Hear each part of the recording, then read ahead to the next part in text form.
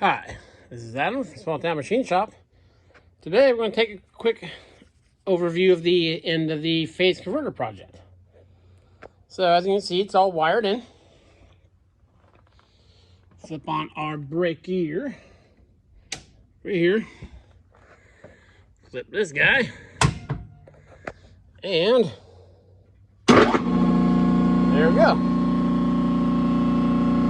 I don't know how this is picking up through the phone. It's kind of in a cubby.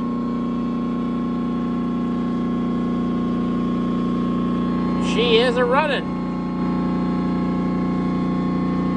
Very cool.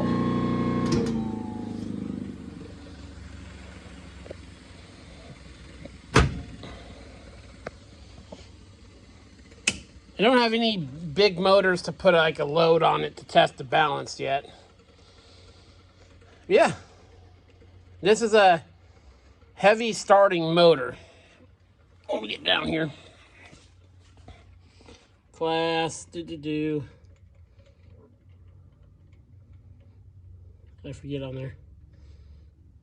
But it's, every once in a while, it will trip the breaker on startup. Once it starts up, it's fine. As you can see, it kind of really jumps in when it kicks on. Yeah, very cool. Very, very cool. So I got power disconnected here and disconnected at the switch. Of course, I'm not going to touch anything in here because there are capacitors and everything. And capacitors store power. What I do want to go over, most of the components seem good. I was expecting these to buzz a little bit more than they do, but they don't really, which is a nice feature. Again, this unit cost $135 for all this stuff you see here. You supply your own enclosure and your own motor. And so yeah, I had all this other wire. So out of pocket, this project cost me, I would say, with some fittings, probably about $200.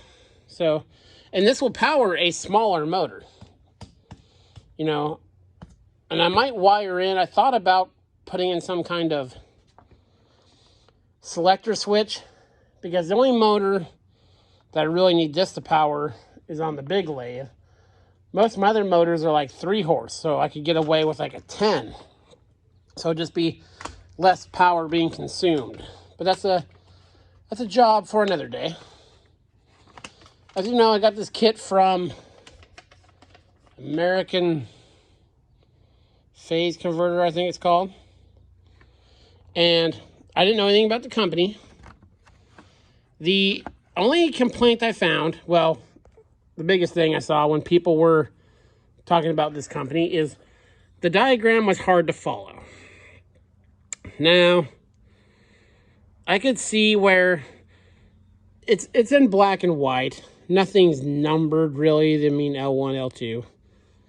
So I could see where someone who hadn't done any wiring before might have trouble following it.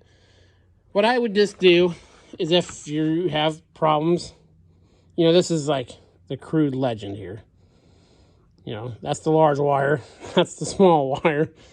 I mean, it is a pretty crude diagram, but it is carefully drawn out. And then it doesn't match, obviously. There's the start capacitors over here in the run ones. It doesn't match the number that you get. So that's probably my guess as to what's throwing people off. I'm sure that, well, yeah.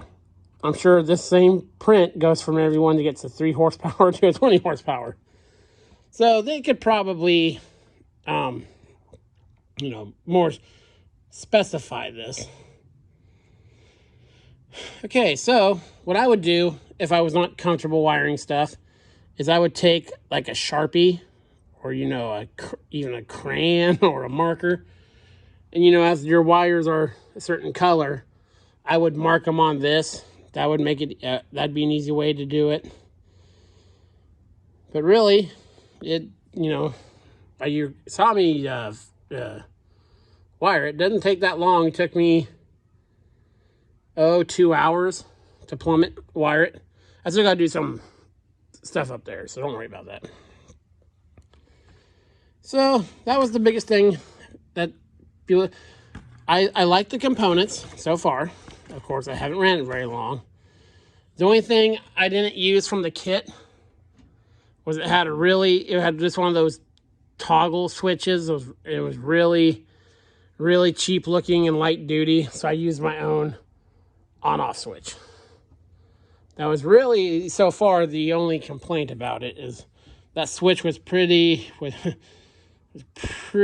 weak. So, yeah.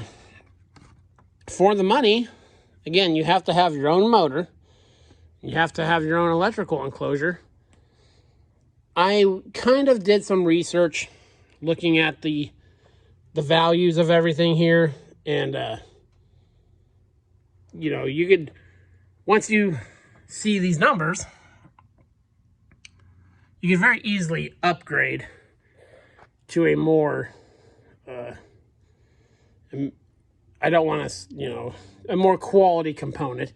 I don't know the quality of the components. Everything works now, so I don't know the longevity of it. But if you did have to replace a part, you know, you could take the values off this and order it and be on your way. So yeah, very, very cool. Very excited. We'll get the big lathe hooked up here. I'm doing some wiring on it, and we'll test the draw when there's a load on it. Right now, it's all looking really good, but again, there's no load on the converter. And to test the voltages, you really want some kind of a load on there.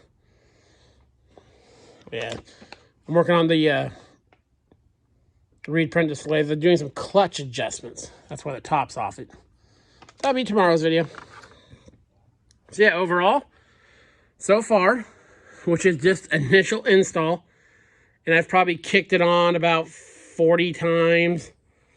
I let the motor run for, I first kicked it on about 10 minutes and longer.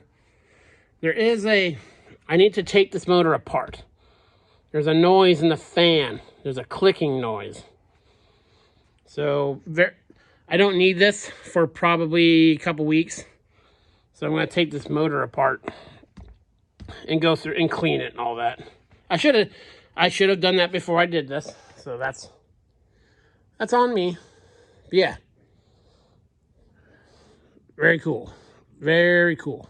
I am going to add some lights. As you see, this panel has spots for lights. I want to do, I'm thinking a light when the power from the breaker is applied to this panel. A light. And then a green light when the thing's running. And then I might get there's some knockouts here. They make these voltage monitors. So I can voltage all three phases of it. Not that I run any CNC stuff or anything like that really needs monitoring. But it'd be interesting to see, especially long term, to see if anything degrades in there. You know, that might be a sign of a capacitor has gone bad or something like that. So yeah, very cool. We once again have 3-phase power in the shop. This is Adam from Small Town Machine Shop. Please comment, like, and subscribe, and thanks for watching.